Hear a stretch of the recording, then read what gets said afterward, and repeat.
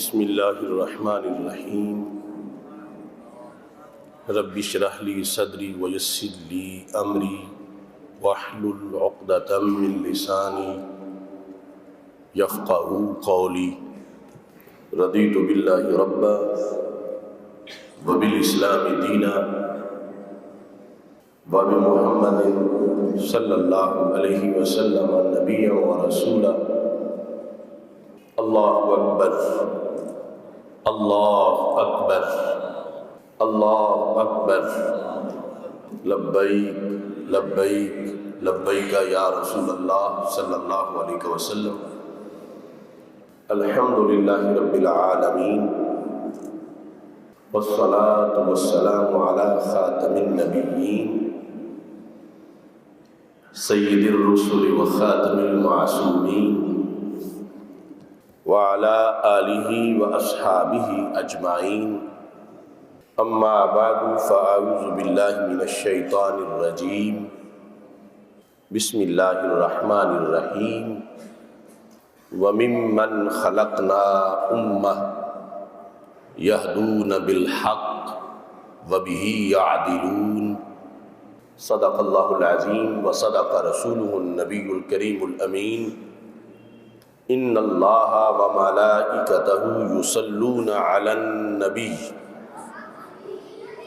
یا ایہا الذین آمنوا صلوا علیہ وسلموا تسلیما الصلاۃ والسلام علیک یا سیدی یا رسول اللہ وعلی آلک واصحابک یا حبیب اللہ الصلاۃ والسلام علیک یا سیدی یا خاتم النبیین وعلی آلک واصحابک یا سیدی یا خاتم المعصومین مولاي صل وسلم دائما ابدا علی حبیبک خیر الخلق کلہم۔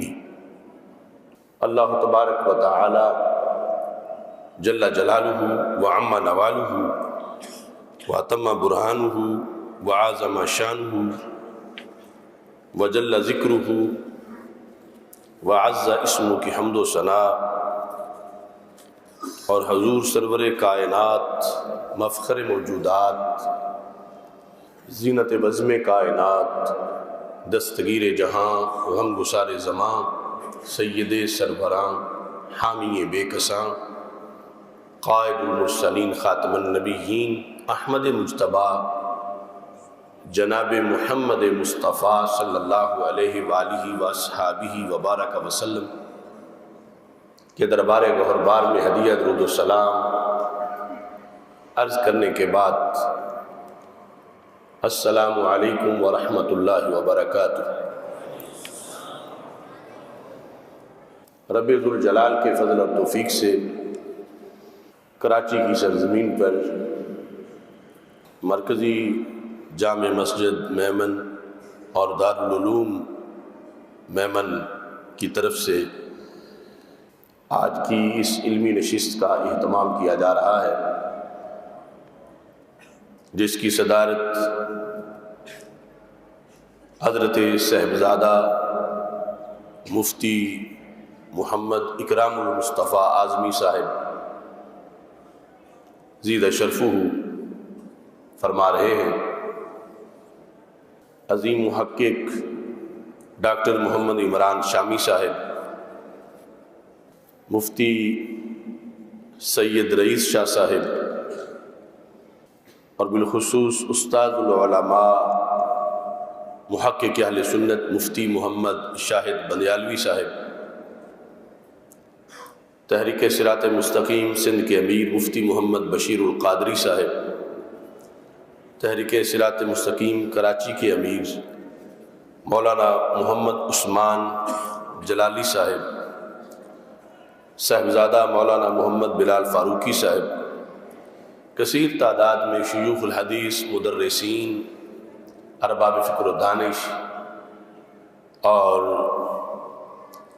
راہ علم کے متوالے عزیز طلبہ اس نشست میں موجود ہیں۔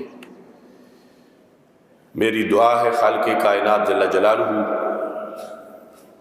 اس مرکز کو مزید رونقیں عطا فرمائے، اور رب ذوالجلال ہم سب کو قرآن و سنت کا فہم عطا فرمائے، اور قرآن و سنت کے ابلاغ و تبلیغ اور اس پر عمل کرنے کی توفیق عطا فرمائے۔ آج کی یہ نشست جس طرح کہ آپ نے سوشل میڈیا پہ پڑھا ہوگا، عقیدہ اہل سنت کے لحاظ سے تربیتی نشست ہے۔ اللہ کا کروڑوں بار شکر ہے کہ اس نے ہمیں اہل سنت کی صداقت اور عظمت سے بہرہبر فرمایا ہے۔ ہمارے بیک وقت دو تعارف ہیں، اسلام سے باہر جو مذاہب ہیں ان کے مقابلے میں ہماری پہچان مسلم ہونے کے لحاظ سے ہے، مومن ہونے کے لحاظ سے ہے، اور اسلام کے اندر باطل نظریات والے لوگوں سے ہماری پہچان اہل سنت و جماعت سے ہے۔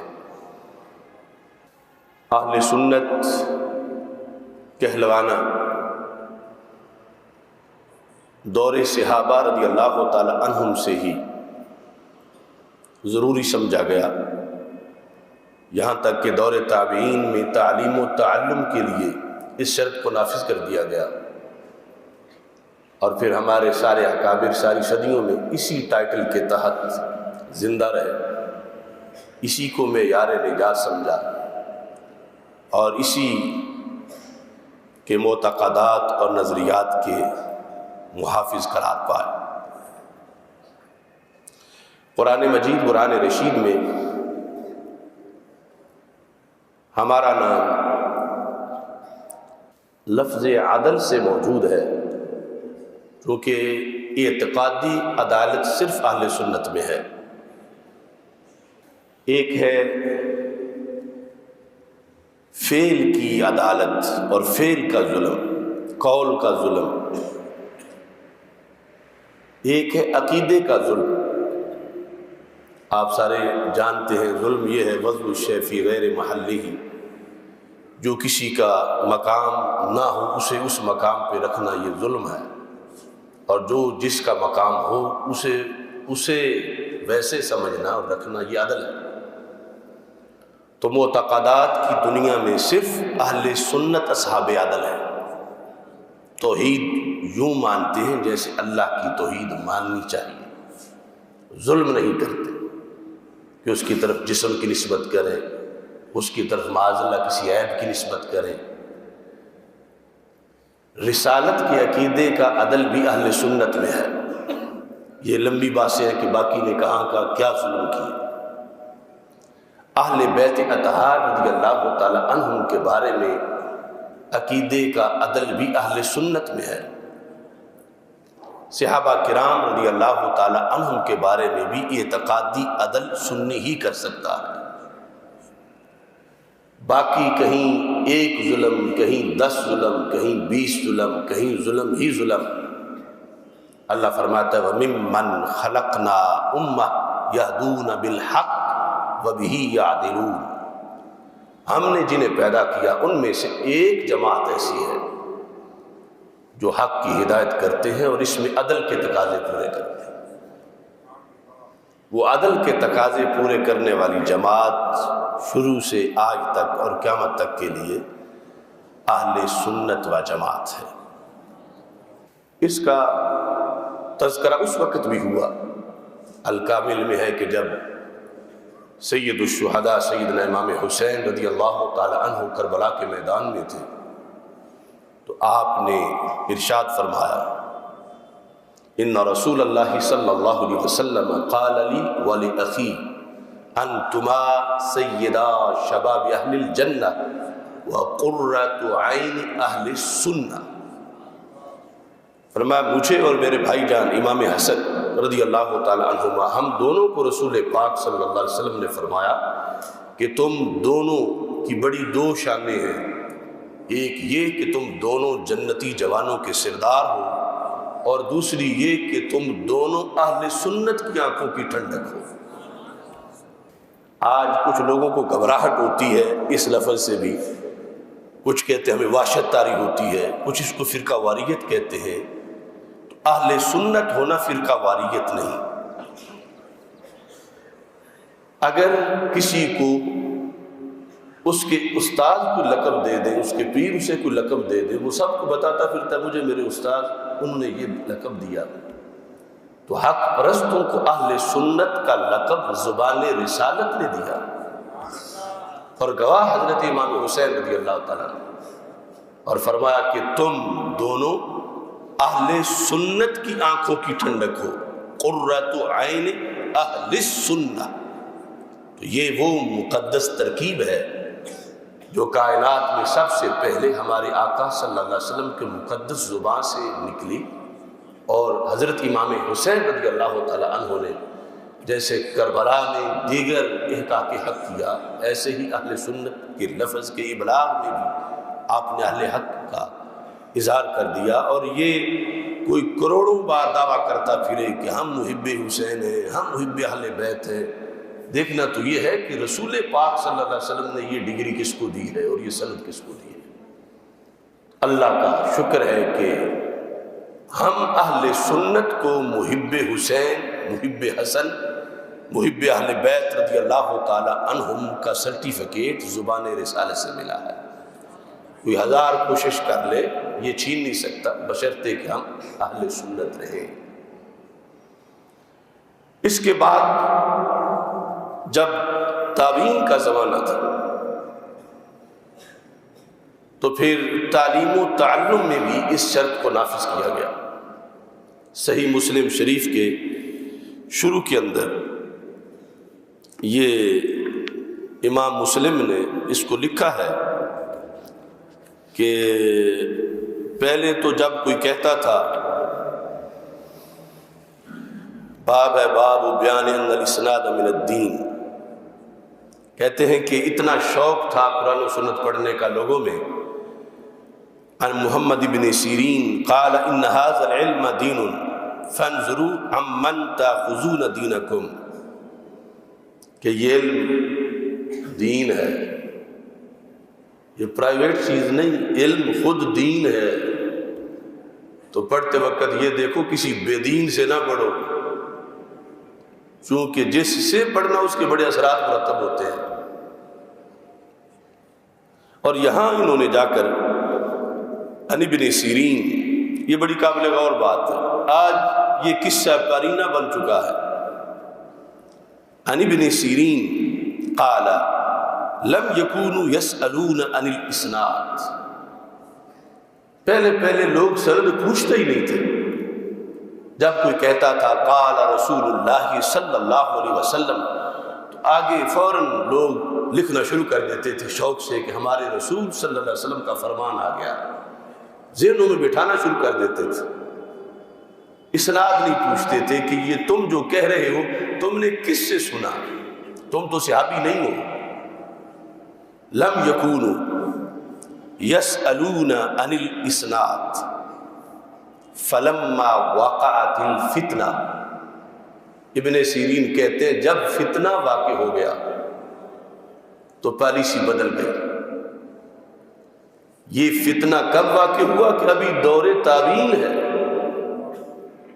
کوئی 15ویں صدی نہیں، 15ویں صدی میں تو 73 کروڑوں فتنے ہیں۔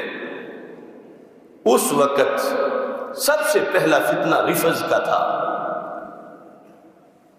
فلما وقعت الفتنہ، جب معاشرے میں فتنہ آ گیا کہ جو حدیث بیان کرتے ہیں ہو سکتا ہے وہ بندہ رافضی ہو، اس نے گھڑی ہوئی ہو۔ فلما وقعت الفتنہ قالوا سموا لنا رجالکم، اب جب کوئی آ کے کہتا ہے نا کہ حضرت صاحب آئے ہیں سارے اکٹھے ہو جاؤ، حضرت صاحب درس دینا چاہتے ہیں، حضرت صاحب حدیث بیان کرنا چاہتے ہیں، تو امام ابن سیرین کہتے ہیں ہم ایسے نہیں حضرت صاحب کی سنتے۔ لوگ کہتے ہیں پہلے اپنے استاد صاحب کا نام بتاؤ۔ سموا لنا رجالکم، تمہارے رجال کون ہیں؟ یہ حدیث جو تم بیان کرنے لگے ہو تم نے کس سے پڑھی؟ انہوں نے کس سے پڑھی؟ سند کیا ہے؟ وہ زمانہ گزر گیا جب سند نہیں پوچھتے تھے، فتنہ آیا تو سند پوچھی گئی، تو فیصلہ کیا کیا گیا؟ فَيُنْظَرُ إِلَىٰ أَهْلِ السُّنَّةِ، یہ لفظ لکھے تابعین کے زمانے میں، فَيُنْظَرُ إِلَىٰ أَهْلِ السُّنَّةِ، کہ ہم اب کہتے سموا لنا رجالکم، استاذوں کے نام بتاؤ، کہاں سے یہ حدیث گزر کے آئی ہے، ان کے نام لو۔ فَيُنْظَرُ إِلَىٰ أَهْلِ السُّنَّةِ، اگر وہ استاذ اور یہ بیان کرنے والے یہ سنی ہوئے، فَيُؤْخَذُ حَدِيثُهُمْ، پھر تو حدیث قبول کی جائے گی۔ وَيُنْظَرُ إِلَىٰ أَهْلِ الْبِدْعِ فَلَا يُؤْخَذُ حَدِيثُهُمْ، اگر وہ رجال سنی نہیں تو پھر اور فتویٰ تو کیا، حدیث بھی نہیں قبول کی جائے گی۔ یہ ابھی دور تابعین تھا، یہ امام ابن سیرین ہے، اور اتنا لازمی ہے پرکھنا کہ بیٹھے کس کے پاس ہو، سنی کس کی بات ہے، روایت کون کر رہا ہے، راوی کیا ہے، مروی کیا ہے، مروی عنہ کیا ہے۔ یہ اس وقت جب لازمی سمجھا گیا اس چیز کو، تو آج آپ خود اندازہ لگا لیں کہ اس کی پھر کتنی ضرورت ہے کہ تعلیم و تعلم میں سب سے بنیادی چیز مسلک کی پہچان ہے، اور اس پہچان پر قائم رہنا ہے۔ یہی ابن سیرین سنن دارمی میں موجود ہے۔ آپ کے پاس کچھ لوگ آ گئے، ہندو نہیں تھے، سکھ بھی نہیں تھے، یہودی بھی نہیں تھے، نصرانی بھی نہیں تھے، قرآن کا درس دینے آئے۔ انہوں نے کہا کہ ہم بس ایک آیت آپ کو پڑھ کے سنانا چاہتے ہیں۔ آپ نے فرمایا نہیں، میں نہیں تمہارا درس سننا چاہتا۔ میں نے کہا ایک حدیث ہے۔ آپ نے فرمایا نہیں، یا تم نے اٹھنا ہے یا میں اٹھ کے جا رہا ہوں، یعنی اپنے گھر سے ہی۔ آج لوگ کہتے ہیں آ گئے تھے تو ملنا ہی تھا، ہم کیا کرتے، اور یا تم نے نکلنا ہے یا میں نکل رہا ہوں۔ یہ سنن دارمی ہے۔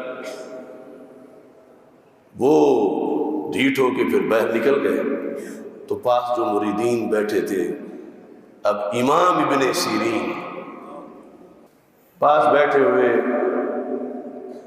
آخر وہ تو اس لیول کے نہیں تھے جس لیول کی امام ابن سیرین ہے، انہوں نے یہ ہلکے پھلکے انداز میں کہا حضرت کیا ہو جاتا اگر وہ درس دے ہی دیتے، آج ہو گئے تھے تو وہ کوئی آیت ہی پڑھنا چاہتے تھے نا۔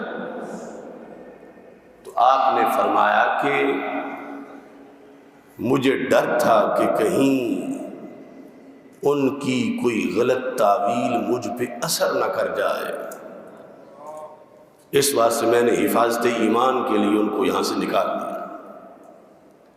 اب ابن سیرین کو تو ڈر ہے کہ کہیں اثر نہ کر جائے بدعقیدہ مجھ پہ، اور آج ہمیں کوئی ڈر نہیں۔ ابن سیرین جو عظیم تابعی ہے، اور آنے والا جو ہے وہ ایک مثال روافض کی ہے، دوسری خوارج کی ہے۔ اس انداز میں ہمارے اہل سنت دین کو آگے لے کے چلے اور اس پر پوری توجہ دی، اور اس ٹائٹل کے تحت زندہ رہے، اور یہ پورے دین کی ترجمانی ہے۔ یہاں جو لفظ سنت ہے، یہ وہ لفظ نہیں جو کہ فرض کے مقابلے میں ہوتا ہے۔ شان تو فرض کی بڑی ہے، فرض تو فرض ہے نا، سنت کی بھی شان بڑی ہے، مگر فرض سے تو نیچے ہے نا۔ تو پھر ہمارا نام اہل فرض کیوں ہے؟ اہل فرض و جماعت، ہم اہل سنت و جماعت کیوں ہیں؟ تو اس بنیاد پر کہ فرض اس چیز کو شامل نہیں جس کو سنت شامل ہے۔ فرض میں فرض تو ہے، واجب نہیں، سنت نہیں، نفل نہیں، مستحب نہیں، اور اہل سنت میں جو لفظ سنت ہے الطریقۃ المسلوکۃ فی الدین سنت اللہ، یہ فرض کو بھی شامل ہے، واجب کو بھی، سنت کو بھی، مستحب کو بھی۔ اس بنیاد پر یہ ہمارا جامع نام ہے جو زبان رسالت سے نکلا، اور اس پر ہم قائم رہے، اور اسے ہی پھر مسلک اعلیٰ حضرت کہا جاتا ہے۔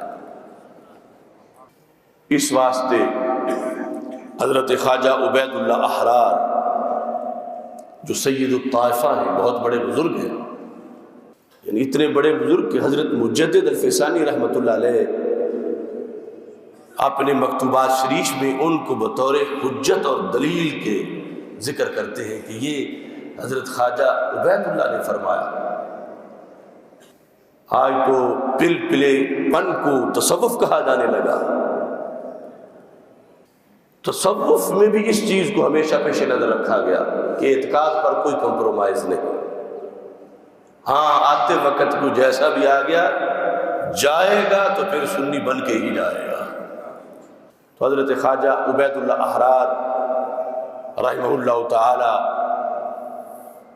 آپ یہ فرمانے لگے، جس کو مجدد صاحب نے مکتوبات شریف میں لکھا، اگر جمی خرابی ہارا برما جمع کنند وہ حقیقت مارا، اگر جمی احوال و مواجید را برما جمع کنند وہ حقیقت مارا بعقید اہل سنت متحلہ نہ سازن جز خرابی ہیچ نمی دانم۔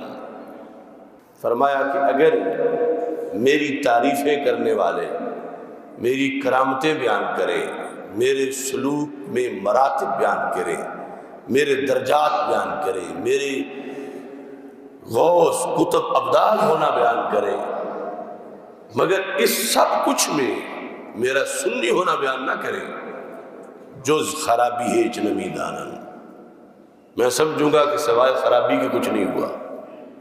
کہ انہوں نے مجھے ولی تو کہا، مجھے سالک تو کہا، مجھے شیخ تو کہا، مجھے غوث کتب تو کہا، مگر انہوں نے مجھے سنی نہیں کہا، تو انہوں نے تو میرا تعارف ہی نہیں کروایا۔ اور کہتے ہیں اگر جمی خرابی ہارا برما جمع کنند وہ حقیقت مارا بعقید اہل سنت متحلہ سازن باقی نہ دار۔ فرمایا اگرچہ مجھ میں خرابیاں نہیں ہیں لیکن کوئی سب مجھ پہ اکٹھی کرتا ہے کہ یہ چور ہے، یہ ڈاکو ہے، یہ فلاں ہے، یہ فلاں ہے، مگر آخر میں کہتا ہے سنی پکا ہے۔ تو حضرت عبید اللہ احرار نے کہا میں سمجھوں گا میرے تعارف کا حق ادا ہو گیا ہے۔ اسی ٹائٹل پر داتا صاحب نے کشف المحجوب، اسی پر سارے اسلاف نے ہمیشہ کے لیے پہرا دیا، اور آج ہم میزبان ہیں اس ٹائٹل کے۔ اور زمانہ ایسا ہے کہ آج اہل سنت کو ایک مسافر خانہ سمجھا جا رہا ہے۔ ایک سرائے ہے، سرائے میں مسافر ایک دن ایک رات رہا، دوسرے دن دوسرا آ گیا، وہ چلا گیا۔ آپ اس کو سرائے سمجھ کے کچھ وقت کھایا پیا اور اس کے بعد پھر اگلی منزل پر۔ تو یہ سرائے نہیں، یہ جنت کی ٹکٹ ہے، اور ولادت سے وصال تک قبر کے سوالوں کے جواب کے اندر اس کا دخل ہے، اور اس کی حفاظت، اس کے معتقدات اور نظریات پر قائم رہنا یہ فریضہ ہے جو رسول پاک صلی اللہ علیہ وسلم نے اپنی امت کے لیے جس کی توقع فرمائی تھی اور غیب کی خبر بھی دی تھی۔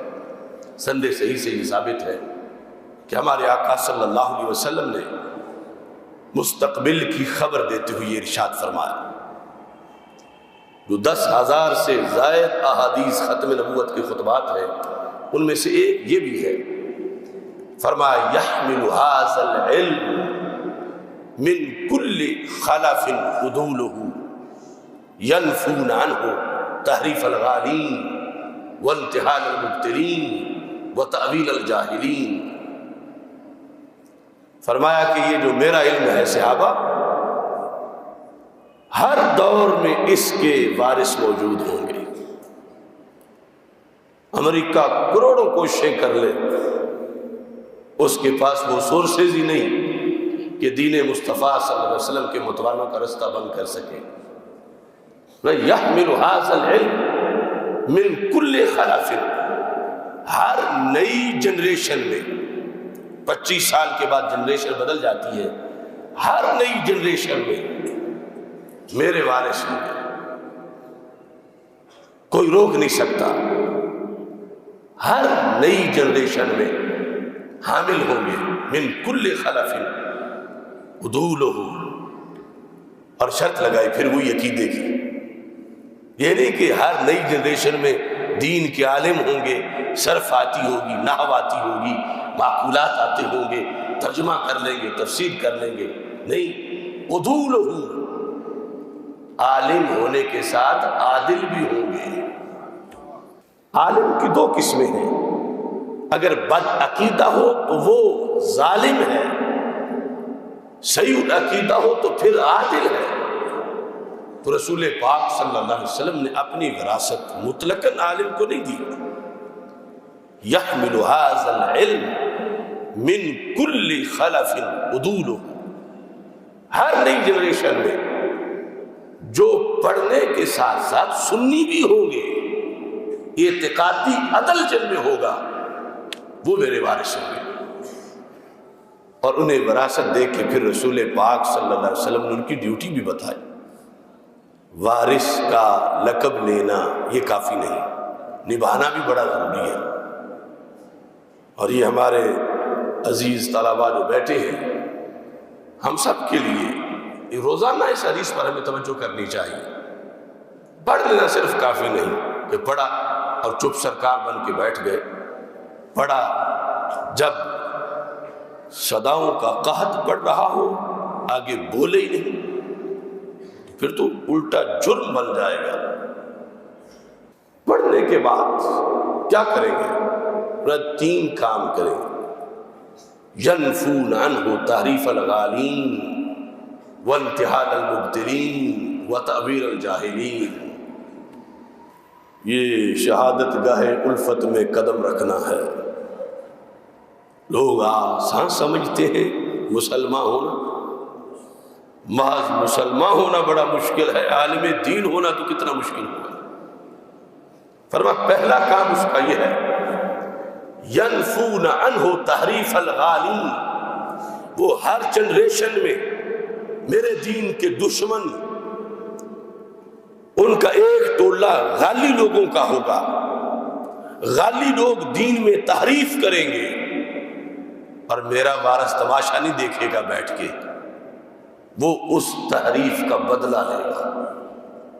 وہ اہل علم جو اہل سنت ہے، اس عہد کے اندر جہاں وہ جی رہے ہیں، ینفون عنہ تحریف الغالین، غالی لوگ تعریف سے باز نہیں آئیں گے۔ فرمایا میرا وارث تعریف کاٹنے سے باز نہیں آئے گا، نفی کرے گا، وہ غالیوں کا اتحادی نہیں ہوگا، وہ غالیوں کے ساتھ کمپرومائز کر کے نہیں بیٹھے گا، وہ غالیوں کے بارے میں نرم رویہ نہیں رکھے گا۔ اگر نرم رویہ رکھے تو نفی کیسے کر سکتا ہے؟ یہ بھی ٹھیک وہ بھی ٹھیک، تو پھر نفی کیسے؟ ینفون عنہ، دین سے غالیوں نے جو تحریف کی ہے، میں نے اسے وراثت دی جو عالم ہونے کے ساتھ سنی ہے، اور پھر آگے یہ ڈیوٹی نبھا رہا ہے۔ وقت کا مجدد پہلے نمبر پہ یہ ڈیوٹی نبھاتا ہے، اور پھر ہم جیسے کارکنان جو ہوتے ہیں وہ کام کرتے رہتے ہیں۔ ینفون عنہ تحریف الغالین، غالیوں کی تحریف کا بدلہ لینا۔ وانتحال المبتلین، صرف ایک بلا نہیں، باطل پرستوں کی ہیلا سازیوں کا بدلہ لینا، کہ ہر زمانے میں باطل پرست ملمہ کاری کریں گے، ہیلا سازی کریں گے، غیر دین کو دین بنا کے پیش کریں گے۔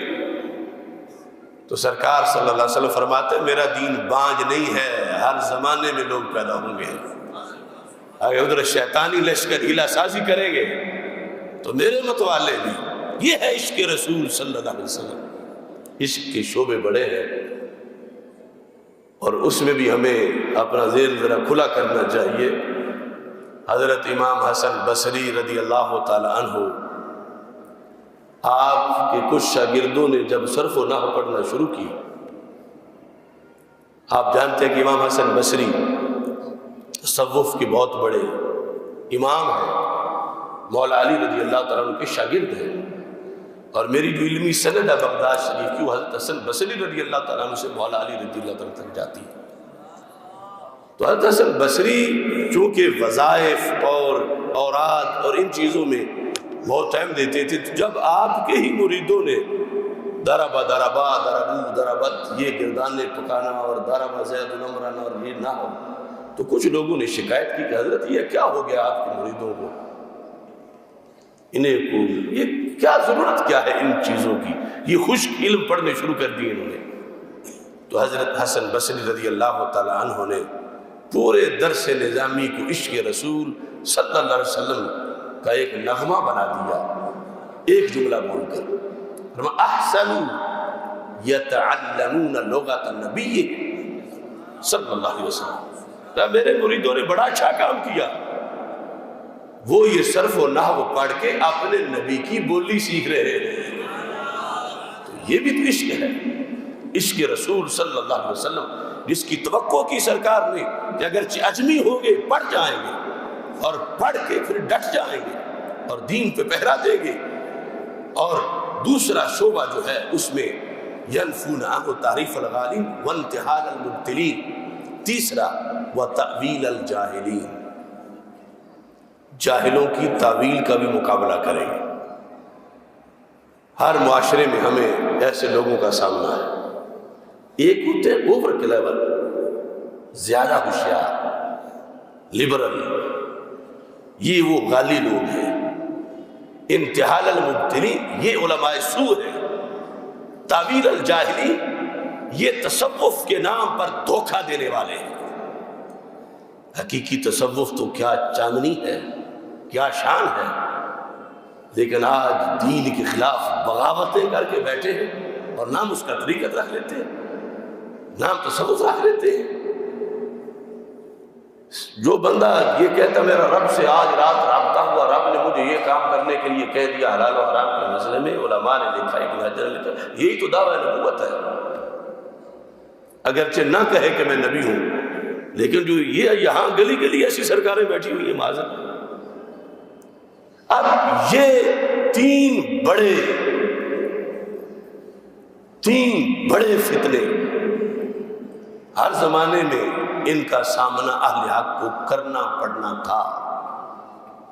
تیری نظر خارزار شب میں گلاب تحریر کر چکی تھی، اجاڑ نیندوں کے خواب میں انقلاب تحریر کر چکی تھی، میرے ذہن کے فلک پر جو سوال چمکے تو میں نے دیکھا، تیرے زمانے کی خاک ان کے جواب تحریر کر چکی تھی۔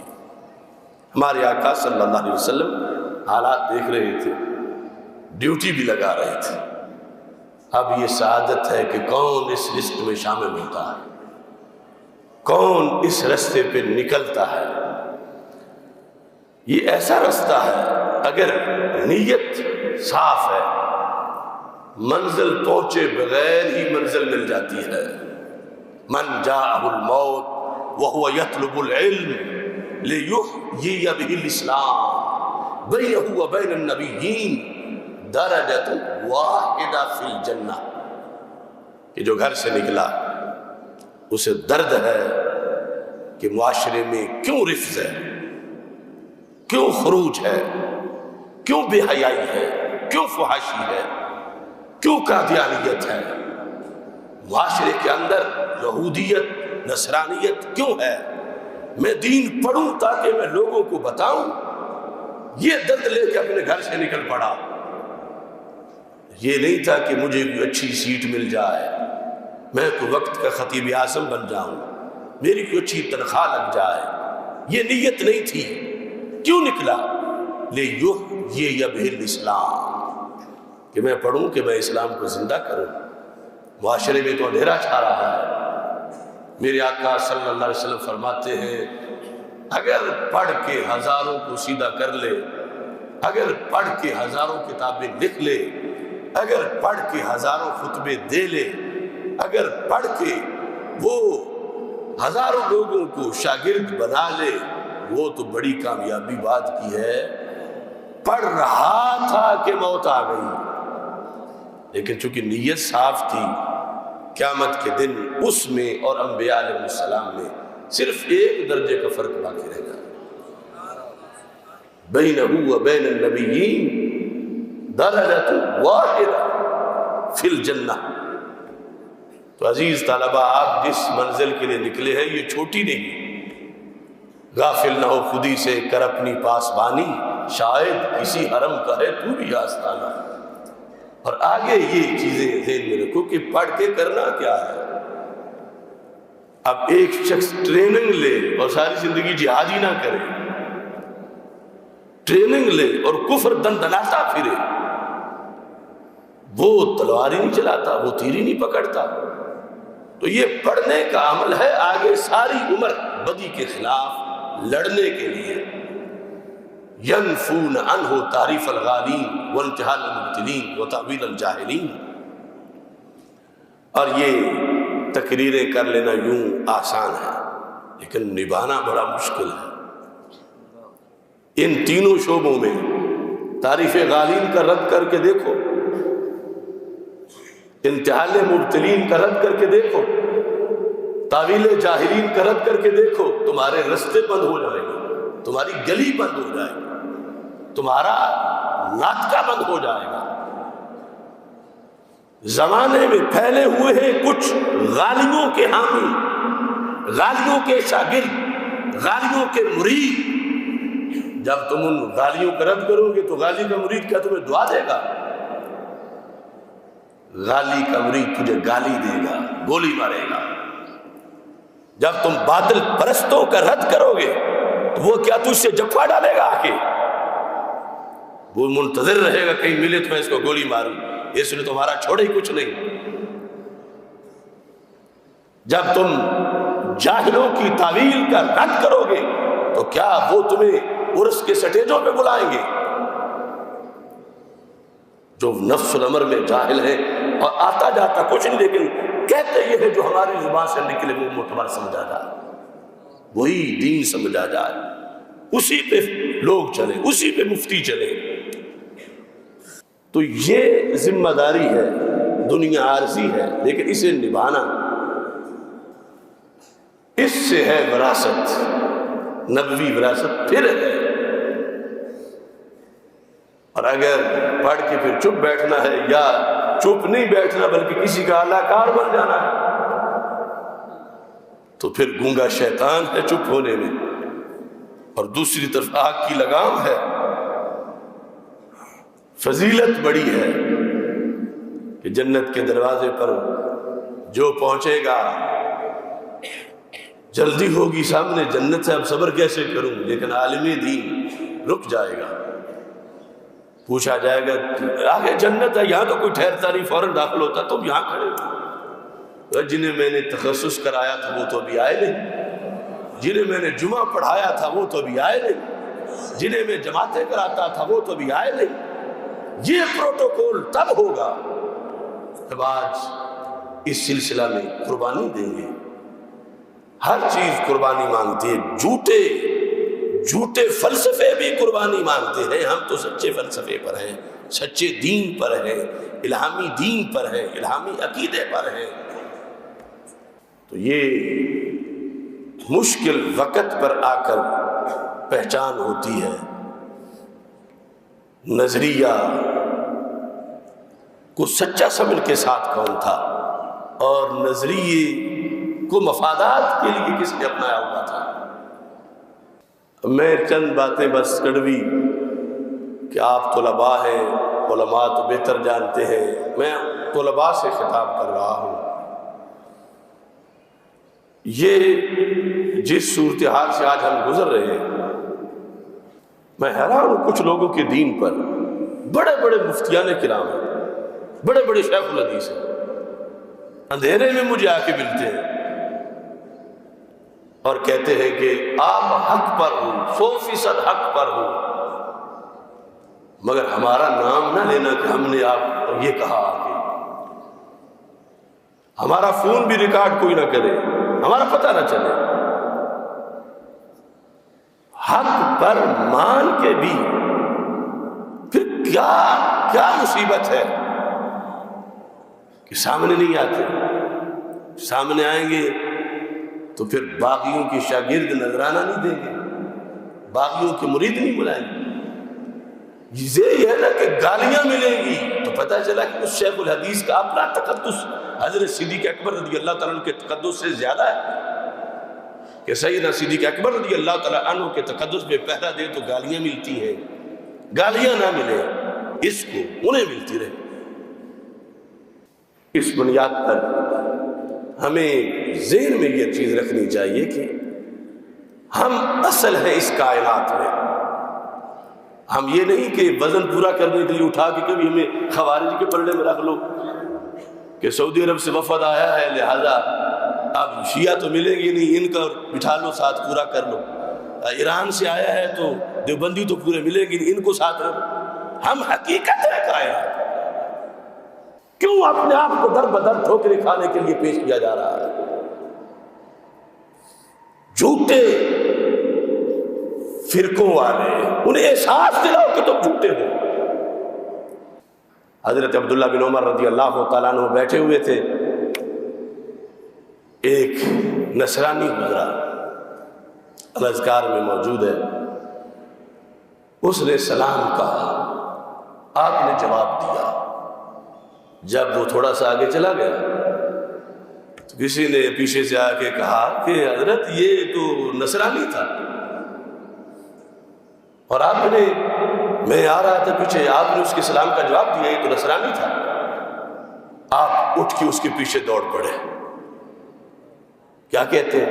رد الیہ سلامی، پہلے میرا سلام واپس کر پھر جا۔ آج تو ہمیں ایسے بھی نام نہاد شیخ الاسلام ملے ہوئے ہیں، وہ ڈبل کافروں کو بلیور کہہ کے مومن بنا رہے ہیں، اور ادھر صحابہ کا یہ عمل ہے۔ برو اب سلام کا جواب دے دیا، اب اس پر بعض کی محدثین نے بلکہ پوچھا گیا ابن عمر سے کہ سلام ایسی چیز تو نہیں کہ جو شاپر میں ڈال کے واپس کر دی جائے، چلو کہہ دیا تھا تو کہہ دیا تھا، اب وہ آگے گزر گیا۔ آپ نے فرمایا ریکارڈ درست کرنا بھی ضروری ہے، اگر میں ایسے ہی رہوں گا تو لوگ سمجھیں گے کہ ان کے سلام کا جواب دیا جاتا ہے، تو میں اس لیے کہہ رہا ہوں واپس کرو کہ میرا کوئی میرے عمل کو کوئی حجت نہ بنائے، میں پتہ نہیں تھا مجھے اس کا۔ اس بنیاد پر ہمیں اپنے مسلک پر جب ہم حقیقت ہیں، باقی سب وہ کوئی کسی گمراہی کے درجے میں ہے، کوئی کسی کفر کے درجے میں ہے، ہمیں اہل السنہ بن کر جینا ہے، اور اس پر پورے اطمینان کے ساتھ، اور یہ بات بھی ذہن میں رکھیں، کچھ لوگ دو طرح کی سوچیں، ایک ایسے ہیں وہ کہتے ہیں ہم نے صبح جماعت بیت المقدس میں کرانی ہے، ایسی وہمیانہ باتیں، فکری وہمی سمندروں میں گمان کے گھوڑے دوڑانے والے، اور دوسرے وہ مر گئے ہیں، بس ہے ہی کچھ نہیں، جی نہیں سکتے ہم تو جب تک کہ ہم یہ نہ کر لیں۔ کسی آنے والے طوفان کا ڈراوا دے کر نہ خدا نے مجھے ساحل پہ ڈبونا چاہا، آگے جا کے ڈوبنا، آج ہی ڈوب جاؤ، یہ دونوں باتیں غلط ہیں۔ ہم پاور ہیں اللہ کے فضل سے، اور قیامت تک انشاءاللہ رہیں گے، صرف ہم اپنی اصلاح تو کریں، اپنا اب پہچانے تو صحیح، اپنا گھر آباد تو کریں۔ اب ایک طرف سعودی لابی ہے، دوسری طرف ایرانی لابی ہے، میں اس لیے نعرہ دے رہا ہوں لا سعودیہ لا ایران، القرآن القرآن۔ یہ دائیں بائیں کے لوگ سب فراڈ، اور اس پر سختیاں جتنی بھی آتی ہیں، خدا کی قسم، یہ شعر تم نے ویسے کئی بار سنا ہوگا، تندی باد مخالف سے نہ گھبرائے عقاب، یہ تو چلتی ہے تجھے اونچا اڑانے کے لیے۔ جتنی لذت اس رستے میں سختیوں میں ہے اتنی ساری عمر کی سہولتوں میں نہیں۔ میں نے زندگی کا جو لطف 4 مہینے کی جیل میں پایا پوری زندگی میں کبھی نہیں آیا۔ حالانکہ جس سختی میں مجھے رکھا گیا لوگ پاگل ہو جاتے ہیں ایک ہفتے کے اندر۔ 11 دیواروں کے اندر مجھے بند کر کے، وہ چکی تنور جیسی تھی جون جولائی کی گرمی میں ایک دھوتی باندھ کے نماز کے ٹائم کے علاوہ بیٹھا رہتا تھا، اور ادھر سے پسینہ پسینہ، اوپر بلب چل رہے، کیمرے لگے ہوئے، میں اپنے آپ کو چھپا نہیں سکتا کسی سے کہ 24 گھنٹے 10 منٹ کے بعد 15 منٹ کے بعد کوئی افسر آ کے اس نے دیکھنا ہے کہ یہ روتا ہے یا ہنستا ہے، یہ کیا کرتا ہے۔ صبح طلوع آفتاب پر بھی وہ بلب نہیں بند کرتے تھے۔ جو ملازم جنہیں تالوں کے اندر بند کر دیا جاتا رات میرے باہر، وہ کہتے وہ آئیں گے تو وہ دیکھیں گے جلتا بلب تو پھر ہم بند کریں گے، ورنہ وہ کہے کہ تم نے رات بلب بند کیا اس کا۔ 2.5 مہینے مجھے انہوں نے شیشہ نہیں دیکھنے دیا، میں صرف پانی کے گلاس میں اپنی تصویر دیکھتا تھا۔ 2.5 مہینے تک میں اپنے چہرے سے بے خبر ہوا تھا۔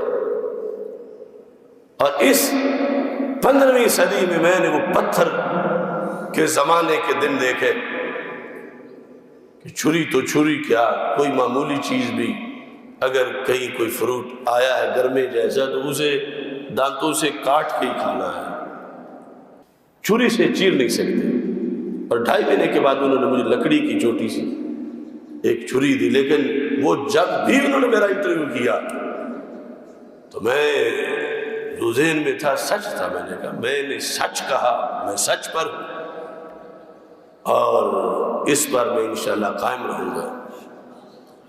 اور وہ سپرڈنٹ میری کمرے میں ایک دن آیا جب میں نے کہا نہ تم مجھے عدالت میں پیش کرتے ہو، نہ تم مجھے لے چلو میں پوچھوں تو اسی جج سے۔ اس نے کہا یہ تمہارے علماء کیوں نہیں بولتے بھائی، ہمیں پتا ہے کہ یہ مسئلہ کوئی نہیں، کیا مجبوریاں ہیں ان کی؟ میں نے کہا یہ تو مجھے معلوم نہیں کہ ان کی کیا مجبوریاں ہیں۔ بہرحال یہ جس لفظ پہ طوفان بدتمیزی روافض نے کھڑا کیا، اس پر تو ہماری پوری تاریخ میں جنگ ہے۔ روافض کی کتابوں میں ہم اہل سنت کا ایک لقب لکھا ہوا ہے، کیا؟ مخطیہ۔ وہ اہل سنت کو خطائی کہتے ہیں روافض، اور آج روافض کے چہرے ہی لفظ بولتے ہیں۔ روافض نے مخطیہ کسے کہا؟ میں تفصیل لسٹ بتا سکتا ہوں ان والوں کی۔ انہوں نے بخاری کو کہا، انہوں نے مسلم کو کہا، انہوں نے امام غزالی کو کہا، انہوں نے امام رازی کو کہا، سیوطی کو کہا، گن گن کے کہ یہ بھی مخطیہ کا امام ہے، یہ بھی، یہاں تک کہ چلتے چلتے معاذ اللہ انہوں نے حضرت صدیق اکبر رضی اللہ تعالیٰ کو مخطیہ کہا۔ صدیق اکبر خطائی ہے، عمر فاروق معاذ اللہ خطائی۔ کیوں؟ وہ جو حدیث ہے بخاری شریف کے اندر کرتاس، اس پر انہوں نے کہا کہ یہ تو عصمت نبی کے بھی قائل نہیں ہے، ان کا تو عمر قائل نہیں عصمت نبی کا، ان کی خطا کے لحاظ سے یہ کہہ رہے تھے ہمیں کتاب کافی ہے بس تم وہ نہ پڑھو، وہ غلط مطلب بتا رہے تھے۔ لا تکتبوا انی والی حدیث جو ہے اس پر انہوں نے ایسے سارے صحابہ جو ہے معاذ اللہ یہ تو اپنے پیغمبر کو خطا پر مانتے تھے، یہ معصومیت نبی ہی تسلیم نہیں کرتے۔ تو یہ ساری تاریخ میں ہماری جنگ آ رہی تھی، لیکن یہ ناداں پڑ گئے سجدے میں جب وقت قیام آیا، جب وہی آج کی عہد کے اندر جنگ چھڑی تو بات تو یہی تھی۔ سیدہ طیبہ طاہرہ فاطمہ الزہرا رضی اللہ تعالی عنہا، میری اس تقریر میں 3 جملے پہلے موجود ہے کہ وہ محفوظ عن الخطا ہے، اعلیٰ درجے کا تقوی، پرہیزگاری، صدق و صفا، شرم و حیا، گناہ کی میل تک کا خیال نہیں. لیکن روافض کے نزدیک دو طرح کی معصومیت ہے. دوسری معصومیت یہاں انہوں نے اعتراض میں کی، جس کا پیر میر علی شاہ صاحب رحمۃ اللہ علیہ نے جواب دیا، وہ معصومیت ہے قول میں خطا کے اندر. ان کے نزدیک سیدہ کا قول قول نبی علیہ السلام ہے، سیدہ فاطمہ رضی اللہ تعالیٰ عنہ کا فرمان فرمان نبی علیہ السلام ہے. اور ہمارے نزدیک یہ انکار ختم نبوت ہے. ہمارے نزدیک رسول پاک صلی اللہ علیہ وسلم کا آخری فرمان جب آپ تشریف لے گئے وہ آخری فرمان تھا. اس کے بعد اگر کسی کا مانے تو دین کینسل ہوتا ہے، دین کی قطعیت ختم ہوتی ہے. اور ان کے نزدیک سیدہ فاطمہ رضی اللہ تعالی عنہا کے سارے فرمان بھی واحد کی طرح ہیں. ان کے نزدیک ائمہ اہل بیت رضی اللہ تعالی عنہم کے سارے فرمان بھی وحی کی طرح ہیں. وہ قادیانیوں سے 1000 درجے آگے جا کر ختم نبوت پہ حملہ کرتے ہیں. اس واسطے وہ سیدہ فاطمہ رضی اللہ تعالی عنہا کو ام الانبیاء کہتے ہیں، جو سندھ اسمبلی میں کہا گیا تھا. اور ام الانبیاء کا وہ ہر زمانے میں ان کے نزدیک ایک نبی موجود ہے روئے زمین پر. تو یہ ہے عقیدہ معصومیت پہ پہرا دینا فرض ہے. آخری معصوم حضرت محمد مصطفیٰ صلی اللہ علیہ وسلم ہے. سیدہ پاک رضی اللہ تعالی عنہا کی اتنی شانیں ہیں، اتنی شانیں ہیں، اتنی شانیں ہیں، ہم ساری زندگی بیان کریں تو ختم نہیں ہوتی. مگر آپ نبی یا نہیں ہیں، آپ کا قول قول نبی نہیں ہے. وما ينطق عن الهوى ان هو الا وحی یوحی، یہ سرکار کے فرمان کی شان ہے. یہ جھگڑا تھا سارا.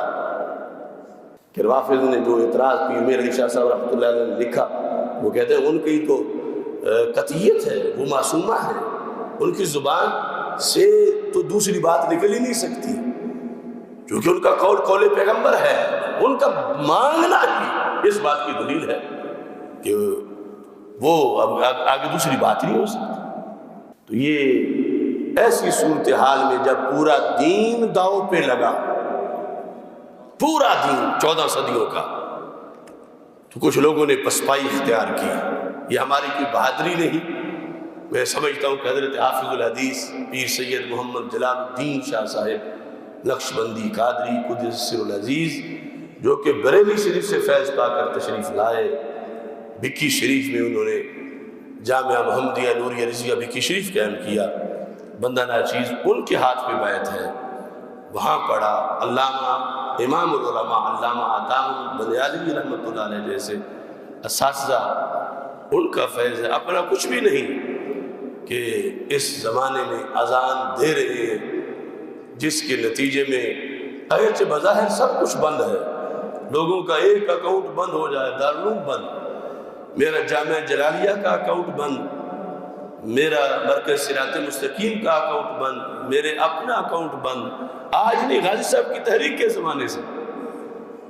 لیکن ہم نے اس کے بعد کئی نئے مدارس بنائے، چلا رہے ہیں، پہلے سے زیادہ داخلہ کرتے ہیں، کیونکہ ان لوگوں کے روکنے سے کب رکے گا رستہ. اور کبھی یہ ذہن میں نہیں آیا کہ ہمیں کوئی قلت ہے لوگوں کی، ہمیں کثرت پر ہمارا اس لحاظ سے اعتقاد ہی نہیں کہ کثرت ہو تو صداقت ہے. کروڑوں لوگ ساتھ کھڑے ہوں اور بندہ حق کے ساتھ نہ ہو، وہ بزدل ہے، وہ ہارا ہوا ہے. اکیلا بندہ کھڑا ہو لیکن حق کے ساتھ کھڑا ہو تو وہ جیت چکا ہے.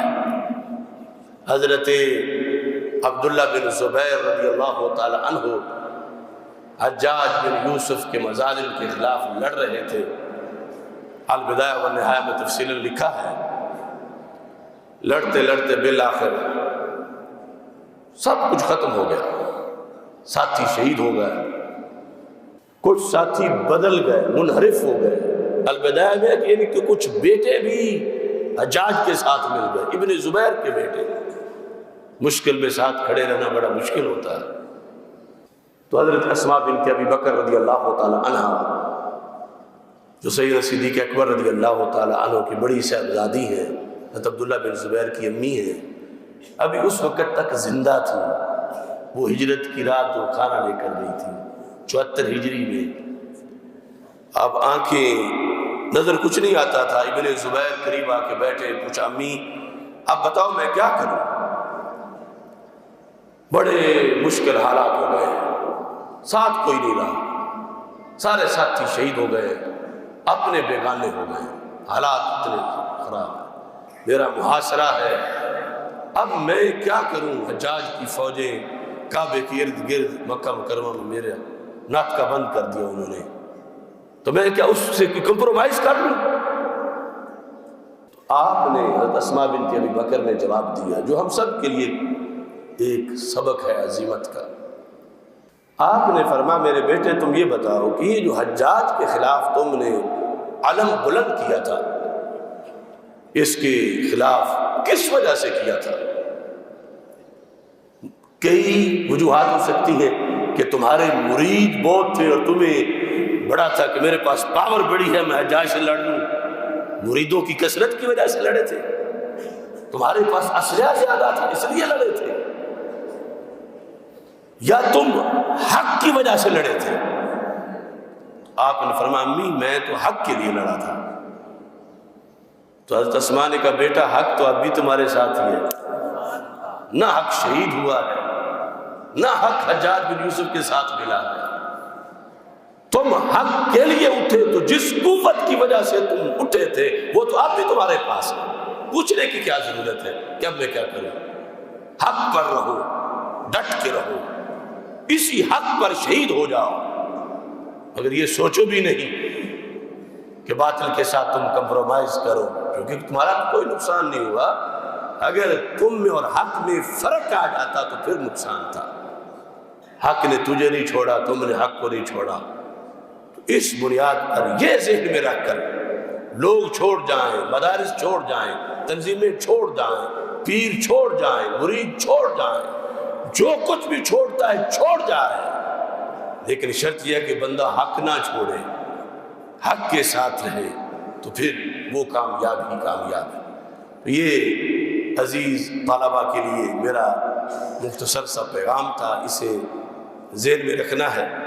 اس سنی مسلک کے احیاء کے لیے ہم کوشش کر رہے ہیں، اسی سلسلہ میں انشاءاللہ 20 فروری کو آل پاکستان سنی کانفرنس لاہور میں منعقد کریں گے، جس میں صرف نظریے کے احیاء کے مختلف موضوعات جو ہے ان کو ہم ہائی لائٹ کریں گے کہ کہاں کہاں سے اہل سنت کو ڈیمیج کیا جا رہا ہے اور کیسے اہل سنت کا دفاع کیا جا سکتا ہے، اور یہ ہم سب کا مشترکہ کاز ہے، یہ ہمیں جان سے بھی یہ زیادہ عزیز ہے۔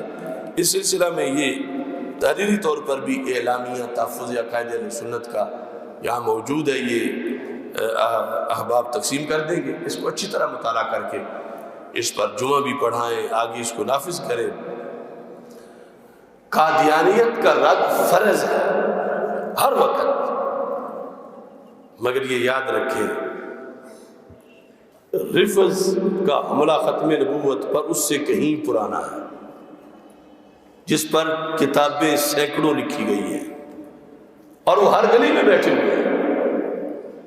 قادیانی چھپ کے بڑا کمینہ ہے، بڑا پلید ہے، سازشی ہے، مگر یوں علل اعلان فصلیں نہیں اجاڑ رہا جس طرح یہ ختم نبوت کے منکر فصلیں اجاڑ رہے ہیں۔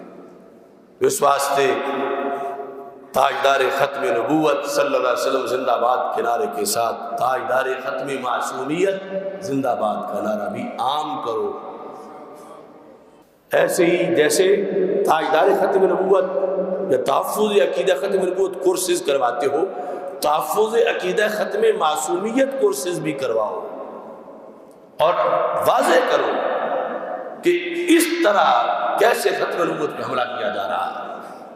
درود شریف اذان کے ساتھ جب پڑھتے ہو، خطبے میں پڑھتے ہو، کسی وقت بھی پڑھتے ہو تو یہ بھی ساتھ پڑھو، الصلاۃ والسلام علیک یا سیدی یا خاتم النبیین وعلی آلک واصحابک یا سیدی یا خاتم المعصومین۔ ایسے ہی جو کانفرنسیں ہیں ان کے اندر ہفتہ عقیدہ ختم معصومیت مناؤ، یہ ساری چیزیں ان کو ظاہر ہے کہ یہ مشکل ہے اذان اس اذان کے مقابلے میں، اس اذان کے مقابلے میں یہ اذان مشکل ہے، مگر ختم نبوت کی حفاظت میں اس کا گہرا اثر ہے۔ اب دیکھو نا، سندھ اسمبلی میں حضرت سیدہ فاطمہ رضی اللہ تعالی عنہا کے بارے میں ناصر حسین نے تقریر کرتے ہوئے کہا سیدہ فاطمہ رضی اللہ تعالی عنہا جو کہ ام الانبیاء ہے، آگے نبیوں کی ماں، یہ ترجمہ بھی پڑھا، یہ کوئی بھول کے تو نہیں تھا، لکھا ہوا تھا، ترجمہ کیا ہوا تھا، تو کہ قادیانیوں کے لیے دروازہ نہیں کھولا گیا؟ وہ پوچھ سکتے ہیں ہم نے ایک مانا، ہم پہ یہ فتویٰ ہے، تو سیدہ فاطمہ رضی اللہ تعالی عنہ تو سرکار دو عالم صلی اللہ علیہ وسلم کی بیٹی ہے، جن کی وہ ماں ہے وہ سارے سرکار کے بعد ہوں گے، اور انہیں نبی مانا جا رہا ہے، پھر ختم نبوت کہاں گئی؟ آپ کی یہ شان ہے کہ آپ ام الائمہ مطہرین ہیں، آپ کی بڑی شان ہے، مگر آپ ام الانبیاء نہیں، اور اب اعلانیہ آپ کو ام الانبیاء کہا جا رہا ہے۔ کہاں گے ختم نبوت کے حافظ اور متوالے؟ جتنا پیچھے ہٹو گے کفر اتنا آگے چڑھ جائے گا، اپنی جگہ پہ ڈٹ جاؤ، اور حالات کو دیکھ کر جس طرف سے حملہ ہو رہا ہے فوراً ادھر رخ کر کے اس حملے کا جواب دو۔ اللہ تعالی ہم سب کا حامی و ناصر ہو۔ وآخر دعوانا ان الحمد للہ رب العالمین۔